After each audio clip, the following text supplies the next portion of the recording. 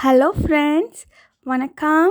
விடியல்லைங்களிருந்து இன்றைக்கி நம்ம சிம்பிளாக டேஸ்டியாக ஒரு வெரைட்டி ரைஸ் தாங்க பார்க்க போகிறோம். ஆமாங்க, ரைஸ் மட்டும் வெரைட்டி இல்லைங்க, அதில் போடுற அரிசியும் நம்ம சீரக சம்பா குருணையை வச்சு பண்ண போகிறோங்க. அது எப்படி பொழு பொழு பொழுன்னு பண்ணுறதுன்னு தாங்க பார்க்க போகிறோம். ஹோட்டல்ஸில் தான் போனீங்கன்னா குஸ்கா கேட்டிங்கன்னா நம்ம ரோட்டு கடையில் தான் இந்த மாதிரி அரிசி குட்டி குட்டியாக குருணை மாதிரி இருக்கும். ஆனால் அவங்க போட்டாங்கன்னா பொழு பொழு பொழுன்னு இருக்கும். அது எப்படின்னு சொல்லிட்டு தான் ட்ரிக் அண்ட் டிப்ஸோடு பார்க்க போகிறோம். வாங்க வீடியோக்குள்ளே போகலாம். இதுதாங்க சீரக சம்பா குருணை. இது ரேட் ரொம்ப கம்மியாக இருக்குங்க.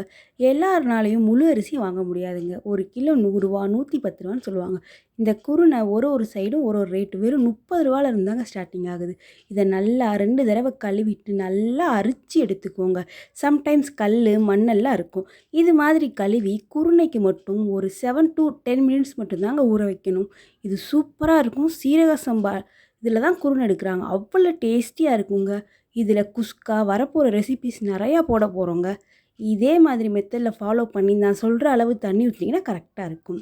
ஒரு பட்டை, 2 ஸ்டாரு, 2 மராட்டி மொக்கு, 2 ஏலக்காய், 3 கிராம்பு, கொஞ்சோண்டு கல்பாசி, ஒரே ஒரு பே லீஃப் போட்டுட்டு ஒரு பேனில், நான் இன்றைக்கி குக்கரில் தான் பண்ண போகிறேன்.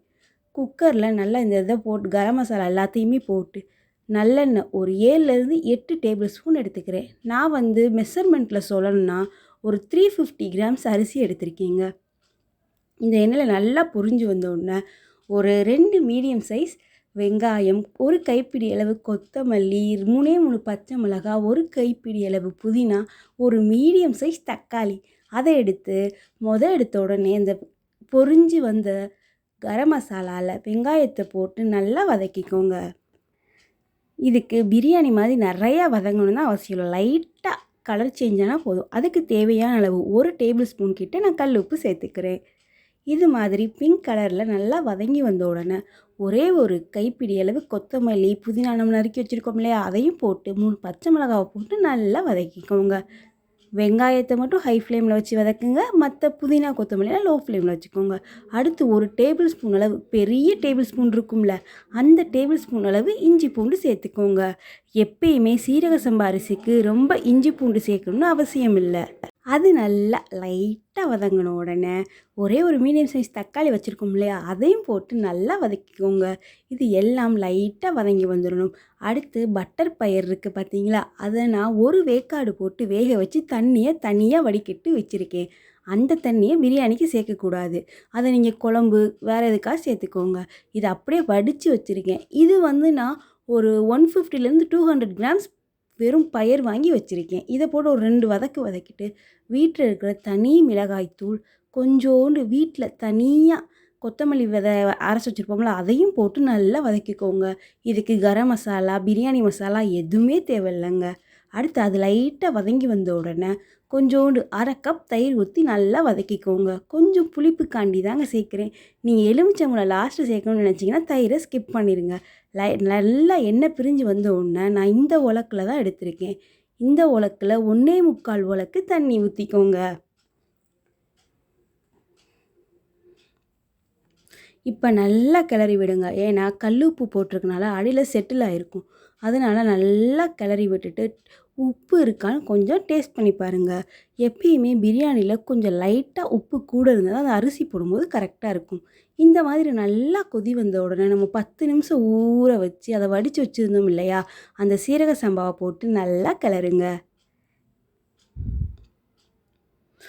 இந்த அரிசி போட்டோடனே மீடியம் ஃப்ளேமில் வச்சுருங்க. இதை ஒரு 4 நிமிஷம் அப்படியே மீடியம் ஃப்ளேமில் வச்சிங்கன்னா அந்த அரிசியும் தண்ணியும் ஒரே லெவலில் வந்துடும். ரொம்ப தண்ணியை வற்ற விட்டுறக்கூடாது, விதையாக இருக்கும். அதே மாதிரி கொதிக்காமல் அரிசி போட்டிங்கன்னா குழஞ்சி போயிடும். லாஸ்ட்டு ஒரு டேபிள் ஸ்பூன் நெய் ஊற்றி எப்பயும் போல் ப்ரெஷர் குக்கர் வச்சு மூடி விசிலெல்லாம் போட்டு அடியில் தோசைக்கல்லை வச்சு இதை ஒரு 10லேருந்து 15 நிமிஷம் லோ ஃப்ளேம்லேயே வச்சு இறக்குனீங்கன்னா நம்மளோட சுவையான பட்டர் பீன்ஸ் புலாவ் ரெடிங்க. கண்டிப்பாக ட்ரை பண்ணி பாருங்கங்க. இங்கே பாருங்கள், நான் கிளறி காமிச்சிருக்கேன் பாருங்கள். எவ்வளோ சூடாக இருக்கும்போதே அப்படியே பொழுன்னு உதிரியாக இருக்கும். அப்படியே நல்லா ஆறிடுச்சுன்னா பொழுன்னு ஹோட்டலில் குஸ்கா கொடுப்பாங்க பாருங்கள், அது மாதிரியே நம்ம டேஸ்டியாக பட்டர் பயர் புலாவ் தயாருங்க. இன்னைக்கு பட்டர் பயிர் வச்சு வச்சுருக்கோம். இதுக்கு பட்டர் பயிருக்கு பதிலாக நீங்கள் மீல் மேக்கர் இருக்கும் பார்த்தீங்களா, மீடியம் சைஸ், அதை போட்டு கூட நீங்கள் இது மாதிரி பிரியாணி ஆக்கலாம். ப்ளைன் குஸ்கா அதையும் நம்ம அப்லோட் பண்ணுவோம். அடுத்து வரப்போகிற வீடியோஸில் இதே அரிசியை வச்சு நிறையா வீடியோஸ் அப்லோட் பண்ணுவோம். கண்டிப்பாக நீங்கள் சப்ஸ்கிரைப் பண்ணி ஆல்ன்ற நோட்டிஃபிகேஷன் டச் பண்ணால் தான் கரெக்டாக உங்களுக்கு நோட்டிஃபிகேஷனில் வந்து நிற்கும். இது போல் புதுமையான ரெசிபி நம்ம சேனலில் அப்லோட் பண்ணிக்கிட்டே இருக்கோம். அதனால் சப்ஸ்கிரைப் பண்ணுங்கள். நன்றி.